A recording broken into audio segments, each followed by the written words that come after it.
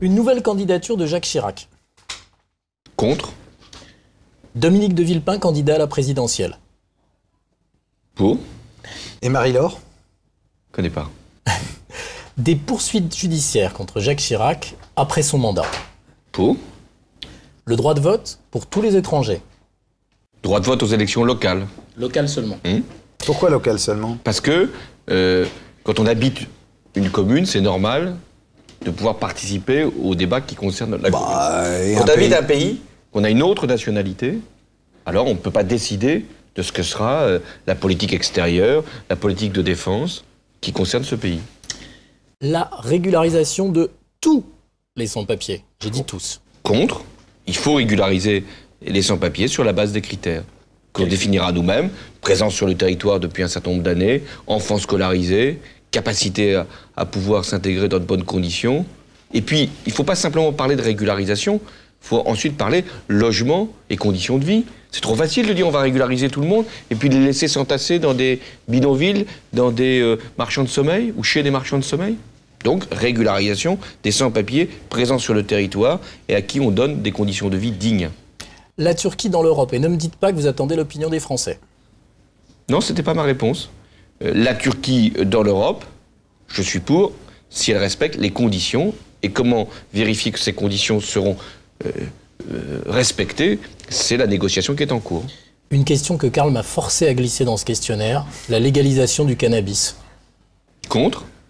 Dans l'état d'aujourd'hui, je pense qu'il faut d'abord faire un débat sur le danger du cannabis et puis ensuite sur une forme de pénalisation qui ne serait pas l'envoi en prison des consommateurs de cannabis, parce que je ne pense pas que les prisons soient aujourd'hui suffisantes pour accueillir tous ceux qui consomment. Donc ça veut dire le maintien de l'économie parallèle dans les banlieues. Si on...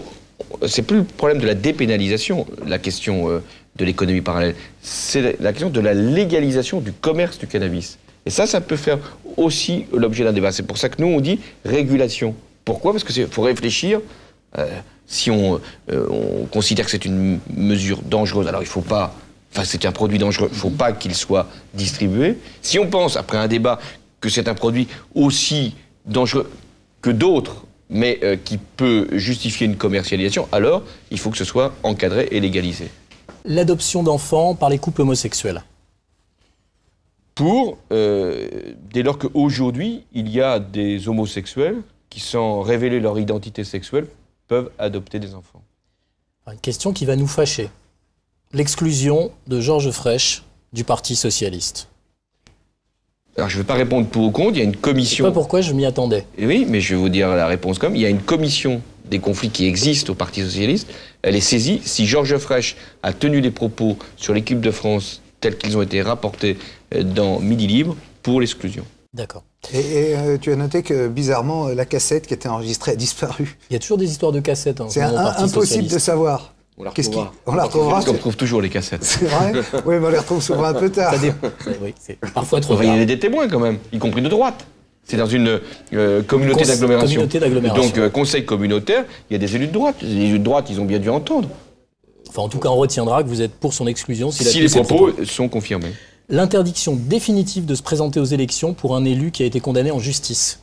Ça dépend pourquoi il a été condamné. S'il a été condamné pour des raisons de prévarication, d'escroquerie, etc., il ne devrait plus pouvoir se présenter à une élection. C'est généralement le cas pour les élus politiques. On peut être parfois condamné parce qu'on a été défaillant comme maire ou comme élu local par rapport à un accident qui s'est produit. C'est arrivé.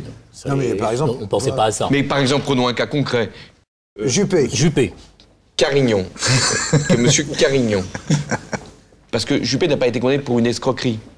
Bon. Mais que il n'a pas été condamné pour vol à la roulotte non plus. Que M. Carignon qui a été condamné pour des faits personnels, dont il était bénéficiaire lui-même, puisse aujourd'hui être candidat de l'UMP à Grenoble pose une difficulté. Enfin, vous savez que la frontière est ténue parce que, par exemple, un trésorier qui a été condamné, on va dire que... Non, mais je dirais que depuis les lois de financement des partis politiques, cette question ne devrait plus être posée. Malheureusement, elle se pose encore. Un duel féminin au second tour de la présidentielle. Pour, parce que ça éliminerait Sarkozy. La stricte parité au gouvernement. Pour. L'interdiction définitive de stade pour les hooligans fichés, qu'on connaît, et qui commettent les agissements qu'on connaît aussi. Pour ? L'autorisation pour les élus socialistes, là aussi vous allez vous fâcher, de donner leur signature aux autres candidats de gauche pour la présidentielle. Contre, je ne vais pas me fâcher. Ces élus sont socialistes. Ils soutiennent donc, par définition, la candidate du Parti socialiste. Mais c'est pas démocratique. Pourquoi c'est pas démocratique ? Il y a d'autres partis que le nôtre. Il y a des élus qui même sont sans appartenance politique, de très nombreux élus. Sur les 36 000 maires de France, il y a, je crois, beaucoup plus de maires qui n'ont aucune appartenance politique que des maires qui en ont une. Et pourquoi je dis ça ? Parce que ça voudrait dire qu'on la donnerait à qui, notre signature ? Je sais pas, moi, Besançon. Alors, mais donc à tous ceux qui se réclament de la gauche, j'imagine, on ne le donnerait pas à droite. Ah, j'ai dit seulement à gauche. Seulement à gauche. Donc on le donnerait à Besançon, à Laguillet, à Taubira, à Voynet, à Poquelin. Et puis après, on nous dirait, mais vous voulez faire un nouveau 21 avril ? C'est vous qui avez créé les conditions d'un nouveau 21 avril ? Alors moi, je leur dis, ils ont parfaitement le droit de se présenter, mais franchement, c'est sans les parrainages socialistes. Je vais ajouter un autre argument. Qu'est-ce que Besançon a protesté par rapport à cette règle que j'avais énoncée, qui paraissait tellement simple aux élus socialistes de donner leur parrainage qu'à la candidate socialiste.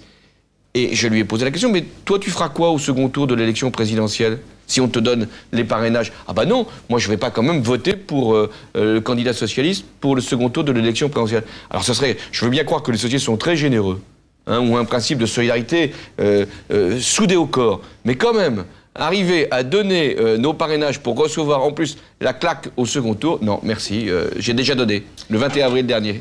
Référendum d'initiative populaire ? Pour, avec des conditions de nombre de signatures, d'examen par une commission au Parlement, ça ne peut pas se faire dans n'importe quelle condition, mais pour...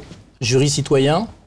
Au niveau des collectivités locales, ça me paraît un bon principe, appelons pas forcément ça jury, mais plutôt citoyen. Un vrai statut constitutionnel pour le conjoint ou la conjointe du président ?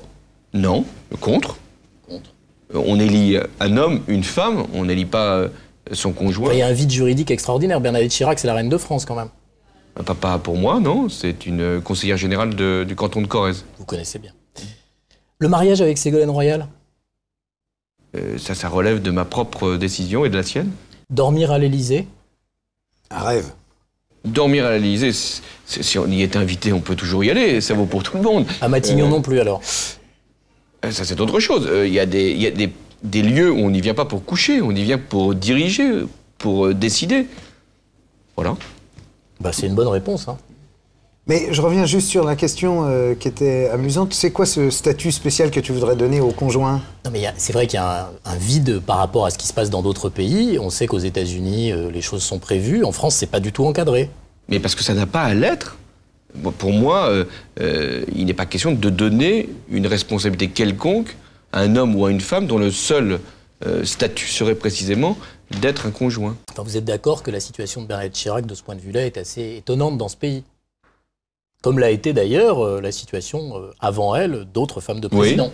Oui, je pense qu'il y a eu des tolérances, des habitudes, des situations de fait aussi qui se sont organisées et qui relèvent davantage de l'éthique personnelle que de décisions juridiques. Bon, et la vieille blague de Monsieur Pièce Jaune, elle te fait plus rire du tout ? Je ne me sens pas concerné du tout. Pourquoi ? Pour les raisons que je viens d'indiquer. Parce qu'il y a un rapport politique entre Ségolène Royal et moi-même, qui est qu'elle est la candidate et je suis premier secrétaire du Parti socialiste. Mais vous croyez que et on ne l'a jamais appelée Madame la secrétaire. Mais vous croyez que cette frontière, vous allez réussir à la maintenir ? Oui, parce que je pense qu'il faut considérer que ce qui se passe dans la vie privée n'a rien à voir avec ce qui se passe dans la vie publique. Enfin, à ce moment-là, il ne faut plus jamais que les politiques se montrent avec leurs compagnes ou leurs compagnons, on est d'accord ? Mais moi, vous ne me voyez jamais dans cette situation, sauf pas avec des photos volées. Cha cha cha.